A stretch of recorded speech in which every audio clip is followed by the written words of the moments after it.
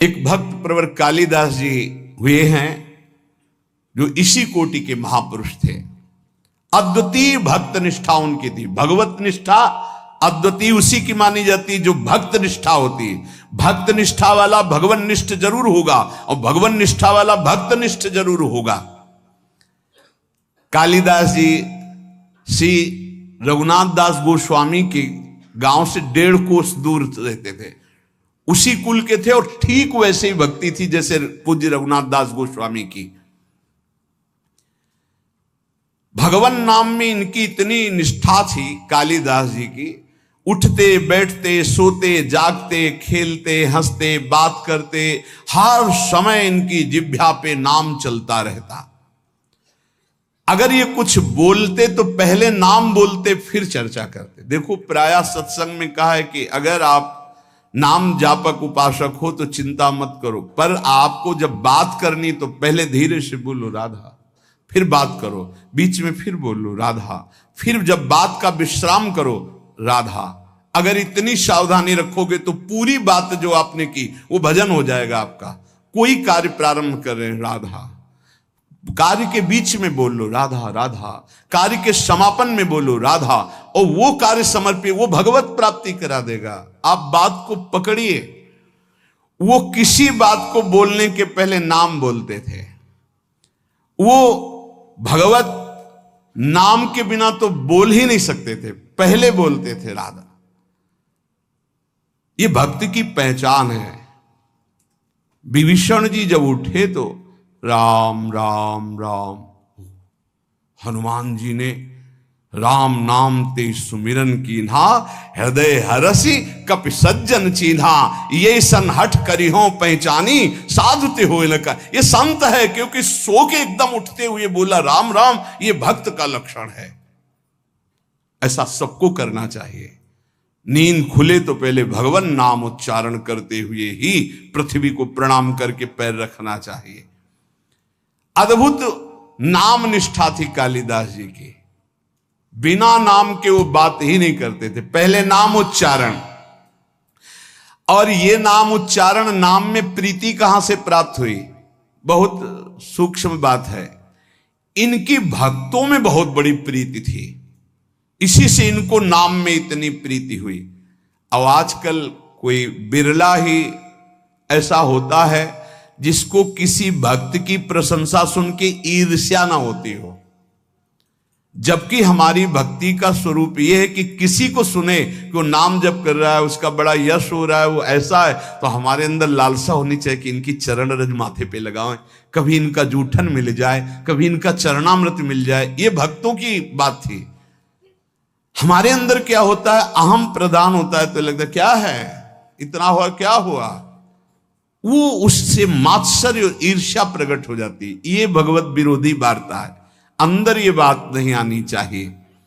जहां वो सुनते कि अमुक जगह भक्त बहुत नाम जापक हैं, तो बहुत धनी थे, पर साधारण वेश में छुप करके जाते कि बिल्कुल ऐसे दीन गरीब बन करके, और उनकी सेवा करते। भक्तों को अच्छे अच्छे पदार्थ खिलाने में उन्हें परमानंद का अनुभव प्राप्त होता। और ऐसा सिद्धांत भी है कि जैसे गर्भवती मां को भोजन पवाओ तो बच्चे को अपने आप पहुंच जाता है, ऐसे हृदय में हृदयस्थ विराजमान भक्तों के प्रभु हैं, तो भक्तों को पवाओ तो प्रभु का अपने आप भोग लग जाता है। भक्तों के मुख से प्रभु बहुत आनंद पूर्वक पाते हैं। भक्तों को जब श्रद्धा पूर्वक सुस्वाद प्रसाद पवाया जाता है तो उसके स्वाद का अनुभव स्वयं भगवान श्री कृष्ण करते हैं। भक्तों को जब पवाया जाता है, भगवान को अपने भोग लगाने से इतनी प्रसन्नता नहीं होती जितना संतों के भोग लगाने से होती है। इसी बात को एक भक्त ने पकड़ लिया और संतों को पवाना शुरू किया श्रद्धा से। अब उनके पास एक सीमित अर्थव्यवस्था थी। अगर संतों को पता है कि बहुत श्रद्धा पूर्वक यहां प्रसाद पवाया जाता है तो बिना बुलाए भी कृपा करके आने लगते हैं। वहां खूब संतों का आगमन होता और बनवा के पवाते। धीरे धीरे संपत्ति राधे श्याम अष्ट धातु के ठाकुर जी थे, तो ठाकुर जी की जितनी सेवा पात्र थे स्वर्ण चांदी के जो थे सब बेचकर संत को पवा दिया। ठाकुर जी से कहा कल अगर संत आए व्यवस्था नहीं हुई तो सरकार आपको बाजार में ले जाएंगे हम, वो आपको बेच देंगे, क्योंकि संत भूखे नहीं जाएंगे, वापस ही रह गए वो हमारी संपत्ति। भगवान ने कहा कि हमारे ही संबंध से तो संतों को, बस आप संतों के पाने से प्रसन्न होते हैं ये मैंने सुना है, आप अपने भोग लगाने से उतना प्रसन्न नहीं होते। तो अब कल संत आएंगे, अगर उनके भोग की व्यवस्था नहीं हुई तो तैयार रहना, हम आपको बाजार में बेच देंगे। भगवान हंस दिए और कहा जो संतों की सेवा करता है उसके यहाँ ऐश्वर्य की कमी नहीं रहती। और जरा सा उनका कृपा कटाक्ष, कुल परंपरागत लक्ष्मी जी उनकी सेवा में उपस्थित हो गई। तो जो श्रद्धा पूर्वक भक्तों को सुस्वादु पदार्थ प्रसाद पवाते हैं, भगवान भक्तों की जिह्वा से पान करते हैं। भगवान को स्वयं भोग लगाने से इतनी प्रसन्नता नहीं होती जितना संत और भक्तों को पवाने से होती है। भक्तों को खिलाकर और उनका किसी भी तरह से उच्छिष्ट पाना, ये इनका स्वभाव था कालिदास जी का, इसीलिए इनके निरंतर नाम चलता था। अब जैसे कोई भक्त उच्छिष्ट देने के लिए तैयार नहीं होते, वो तो बड़े कृपा करते हैं तब उच्छिष्ट देते हैं, तो वो सावधानी रखते थे। कहीं भी तो पात्र धो के फेंकेंगे, वहां से जल ले लेना, अगर चूक हो गई तो पात्र में से हाथ करके बस कर लेना, वो अपने पात्र लेके गए चाट लेना, उच्छिष्ट का भाव। निरंतर नाम जापक भक्त चरणामृत भक्त पद धूलि तो लगाते ही और उच्छिष्ट पाने के लिए भक्त सेवा करते। इनका और बड़े बड़े महापुरुषों का कथन है कि योग से, यज्ञ से, तप से, पाठ से, अध्ययन से और साधनाभ्यास से प्रेम प्रकट नहीं होता, वो प्रेम प्रकट होता ही है भक्त चरण रज, भक्त चरणामृत, भक्त उच्छिष्ट से। अब इनको पता चला कि एक झा नाम के चतुर्वर्ण के भक्त हैं जो एकांत में रहते हो खूब नाम जप करते हैं, पति पत्नी दोनों नाम कीर्तन करते हैं और गांव में सेवा करके एक एक रोटी जो मिलती उससे अपना, अब इनको लालच लगा। ये प्रभु से प्रार्थना की कि ऐसे भक्त का उच्छिष्ट प्रभु कैसे मिले, हमें उपाय बताओ, क्योंकि हम जाएंगे तो वो तत्काल सम्मान प्रदर्शित करेंगे और सम्मान प्रदर्शित करेंगे तो उच्छिष्ट नहीं मिल पाएगा उनका।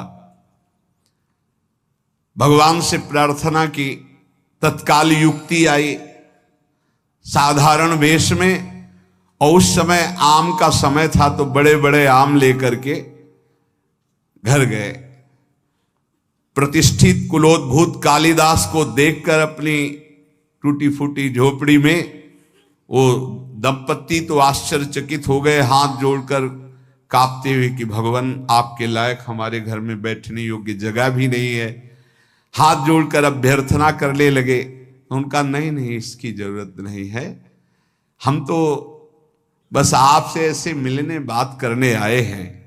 एक फटा सा बोरा पड़ा था, उसी में कालिदास जो महान भागवत वो बैठ गए। वो हाथ जोड़े, प्रभु आप यहां, ये स्थान आपके बैठने लायक भी नहीं। और झा भक्त उनको कहते थे आपने बड़ी कृपा की, आप यहां आए, लेकिन ये आपके योग्य नहीं, आप इतने महान, मैं इतना नीच। आप जैसे श्रेष्ठ पुरुष, हम जैसे नीचों के यहां आएंगे तो आपका उपहास होगा। प्रभु आपको पता नहीं मैं नीच हूं, धनहीन हूं, प्रभु आपको यहां बैठना ठीक नहीं, कोई देख लेगा तो आपकी निंदा करेगा। कालिदास जी ने कहा कि आपको पता है आपके शुभ दर्शनों से हमें श्री कृष्ण का दर्शन प्राप्त हो रहा है, देखिएगा। और आज मैं आपको उस भाव से देख रहा हूं कि त्रिभुवन में आप जैसा कोई सत्कार पाने योग्य नहीं है, जिसकी जिह्वा पे भगवन नाम और इतनी दैन्यता, अहोवत्स पचतो गरीयान यद जिह्वा के वर्तते नाम तुभ्यम। यदि आप हमारा कुछ भी सम्मान करना चाहते हैं तो अब आप हाथ जोड़ना बंद कर दें, हमारे सामने हाथ मत जोड़े, और आप एक कृपा करें, आप दोनों अपने चरण धोए, हमें चरणामृत दे दे, क्योंकि हमें धोने तो देंगे नहीं। और उन्होंने कहा कृष्ण कृष्ण कृष्ण, आप ये क्या बोल रहे हैं महाराज, आप गिड़गिड़ाते हुए झा भक्त ने कहा प्रभु ये कैसी भूली भूली सी बातें कर रहे, आपको पता है मैं कौन हूं, मैं सब तरह से हीन हूं, मेरा दर्शन और स्पर्श भी अमंगलमय है, धन्य है यही दरबार, दीन को आदर रीत सदा चली आई। और उनके चरणों में गिरने लगे। कालिदास जी ने अपने चरण समेटे और कहा देखो अतिथि का सत्कार करना चाहिए, इतना आपको पता है? उन्होंने कहा हां प्रभु पता है। तो फिर एक बात करो, मैं आ रहा था रास्ते में आम देखा, आप ठाकुर जी को अपने भोग लगाओ आम का, और आप दोनों पाओ और मैं ये देखूं, ये मेरा सबसे बड़ा सत्कार हो जाएगा। भक्त ने कहा मालिक आप कैसी बात करते, मैं पाऊं और आप बैठे, आप हमारे यहां आए हैं। उन्होंने कहा देखो यदि आप मुझे बड़ा मानते हैं और पूजनीय मानते हैं तो आप मेरी बात भी तो मानिए, किसी भी तरह से देखो, अगर थोड़ी भी प्रीति आपकी हम में है तो मेरी ये बात मान लो। वो भक्त बहुत दैन्य हो रहे हैं। यहां कालिदास जी कह रहे हैं जो अपने भक्ति का विज्ञापन करता है, जो भक्ति की दुकानदारी करता है, भक्ति के नाम पर पूजा प्रतिष्ठा और अर्थ की प्राप्ति करता है, वो आप जैसे अकिंचन भक्तों को कैसे जान पाएगा?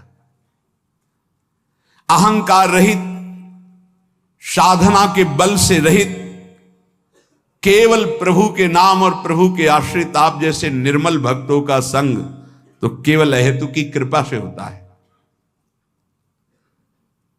आप सच्ची मानिए त्रिभुवन को पावन करने वाले हैं, आप अपने को नीच मत कहिए। जब कालिदास जी दैन्य होकर ऐसी बात करने लगे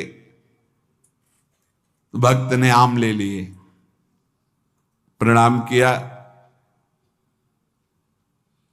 और कहा मैं आपके सामने पा तो नहीं सकता, पक्का वचन है कि आपके जाते ही मैं भोग लगाऊंगा, पर आपके सामने नहीं पा पाऊंगा क्योंकि आप बैठे हमारे घर में आकर और हम पाले। कालिदास जी ने विचार किया सब किया कराया माटी हो रहा है, हमको उच्छिष्ट तो इनका मिलेगा नहीं, जूठन। फिर विचार किया कि अभी से लेके शाम तक फेंकेंगे ही ना पाके आम, मैं पेड़ की आड़ में बैठा रहूंगा, जब फेंकेंगे तब मैं निकल लूंगा प्रसाद लेके। कैसी उच्छिष्टामृत के प्रति निष्ठा! चल दिए, पति पत्नी 10-20 कदम घर के बाहर तक छोड़ा। कालिदास जी जे ही अपने घर गए सो लौट पड़े और दरवाजे के पास एक वृक्ष था, उसकी ओट में छुप के बैठ गए। अब वो दोनों जो 10 कदम चल के आए थे उनके जो चरण चिन्ह थे अपने अचला में चरण रज बांधी। ये है कीमती अमोघ वस्तु, कोई भाग्यशाली ही इस अमोघ वस्तु का सेवन कर पाता है। चरण रज बांधी, एक चीज तो मिली, भक्तों की चरण रज। संपूर्ण धूल उठाकर फिर अपने शरीर पे लगाई। अब वो अपनी पत्नी से बात कर रहे कि देखो इतने महाभागवत कालिदास जी ये अमनिया लाए हैं आम का, चलो ठाकुर जी को भोग लगाओ और प्रसाद पाओ, उनकी आज्ञा का पालन करो। ये श्री कृष्ण प्रेम की प्राप्ति कराएंगे आम, क्योंकि इतने बड़े महाभागवत चल कर लाए हैं। पति की आज्ञा हुई, पत्नी ने आम को उठाया, अमनिया किया धो करके और ठाकुर जी को भोग लगाया। और वो एक एक गुठली चूस चूस के पारे भगवान को अर्पित की हुई, भक्त के द्वारा लाई हुई। पाया पत्नी ने फिर वो आम के छिलके और वो चूसी हुई गुठली बाहर जाकर के पेड़ के पास ही फेंक, वो छुपे बैठे थे। भगवान वैसा ही भक्त के जीवन में करते जैसी उसकी चाह होती है। फेंक के चली गई। कालिदास जी बहुत प्रसन्न हुए, ओहो हरि की अपार कृपा, एक एक छिलका चाट रहे, एक एक गुठली चाट रहे हैं। आप विचार कीजिए, एक उच्च कुल का एक महाभागवत एक ऐसे दैन्य महाभागवत की गुठली चाट रहा है। किस लिए?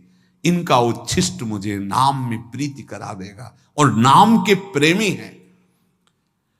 जैसे जैसे वो उच्छिष्ट पा रहे हैं वैसे वैसे उनको रोमांच हो रहा है, वैसे वैसे भगवान का नाम जैसे मशीन में चलाया जाए ऐसे चल रहा है नाम, अश्रु प्रवाह हो रहा है। यहां वर्णन कर रहे हैं कि जो भक्त चरण रज का सेवन, भक्त उच्छिष्टामृत का सेवन और भक्त चरणामृत का सेवन करता है, उसका अहंकार गलित हो जाता है। सत्संग का प्रारंभ इसी बात से हुआ था कि अहंकार जब तक गलित नहीं होगा तब तक हमारी साधना रंग नहीं लाएगी।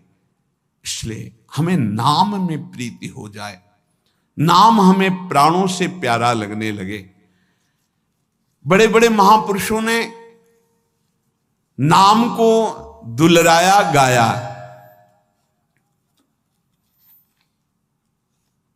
कह रहे हैं कि मर जावेगा मूर्खा क्यों न भजे भगवान, ये झूठी संपत्ति माया जगत की, इसका मत करना अभिमान। यहां से जब जीव जाता है तो साथ कुछ नहीं ले जाता, पाप कर्म और पुण्य कर्म ले जाता है। पाप और पुण्य कर्म, पाप अधिक हुए नरक भोगो, पुण्य कर्म स्वर्ग भोगो, फिर मृत्यु लोक में आओ। मत करना अभिमान, वेद शास्त्र यूं कहवे, तज ममता भज नाम, तो अमर होए रहवे। अगर नाम चल रहा है सच्ची मानिए तो वैसे ही आप अविनाशी हैं, आप मृत्यु से बच जाएंगे। आपको ऐसा ज्ञान हो जाएगा कि शरीर छूटेगा ऐसे जैसे सांप की केचुल, कोई कष्ट नहीं। जो जन्मत मरत दुसाह दुख होई, नाम जापक को नहीं होता कष्ट, वैसे शरीर छोड़ता है जैसे सांप अपनी केचुल पुरानी छोड़ देता है, जैसे कोई पुराना वस्त्र उतार के फेंक देता है, जैसे गजराज के गले से फूलों की माला गिर जाए उसे पता न चले, ऐसे भक्तों का शरीर छूटता है। यदि नाम जब चल रहा है तो भारी दुख से बच जाओगे और अगला जन्म नहीं होगा। तज ममता भज नाम, नाम तो अमर रहवे, कहत दीन दरवेश फिर अवसर कब आवे, भजिया नहीं भगवान अरे मूर्ख मर जावे। कभी किसी भी क्षण शरीर तुम्हारा छूट सकता है। ताकू मनवा धिक है साहेब सुमरिया नाही, अलग पुरुष नहीं ओ लख्यो पड़े मोह के माही। पड़े मोह के माही समझ ले मनुआ मेरा, पड़िया पुतला जान होएगा सूना डेरा। कहत दीन दरवेश ज्ञान लगी ना धाकू, साहेब सुमरा नाई धिक है मनवा ताकू। यदि साहब श्री हरि का नाम जप नहीं किया, प्रभु का नाम जप नहीं किया, तो ये तेरा शरीर, तेरा सब साम्राज्य यहीं पड़ा रहेगा, कोई तेरे साथ नहीं जाएगा। अगर नाम जप कर लेगा तो शुद्ध ज्ञान हो जाएगा, शरीर राग छूट जाएगा, शरीर संबंधियों का मोह छूट जाएगा। इसलिए सुमिरो, निरंतर नाम सुमिरो। रग रग नाम रम्यो रहे तो निर्गुण अगुण के रूप, जो तुम्हें चाहिए निर्गुण निराकार सगुण साकार सबका साक्षात्कार इसी नाम से हो जाएगा। रग रग नाम रम्यो रहे, ये रग रग नाम कब चलता है? बोरी सखी जी कहती, जब नाम ही श्वास, श्वास ही नाम ही नाम श्वास को भेद मिटावे, तब रोम रोम और रग रग बोले, तब कुछ स्वाद नाम को पावे। हर श्वास में अधिक से अधिक नाम जप करो, धीरे धीरे उतरेगा। तो बोले रग रग नाम रम्यो रहे निर्गुण अगुण के रूप, जो तुम्हें चाहिए निर्गुण निराकार सगुण साकार सब भगवान का साक्षात्कार ज्ञान का हो जाएगा। राम श्याम रवि एक हैं सुंदर सगुन स्वरूप। चाहे राम रूप देखना चाहो, चाहे श्याम रूप देखना चाहो, रसना नाम संभारिए, श्रवण ही सुनिए नाम, नैने निरखो नाम को, रविदास है काम। रात दिन नाम जप करो, ऐसे नेत्रों में नाम लिखा दिखाई दे, कानों में वही नाम सुनाई दे, और हृदय से वही नाम उच्चारण हो। जो चाहोगे, राम रूप, श्याम रूप, निर्गुण, निराकार, सगुण, साकार, जो चाहोगे सब प्राप्त हो जाएगा। संत अनेकन जे भय, कीन्ही नाम पुकार, रविदास सब छोड़ के, नाम ही नाम उचार।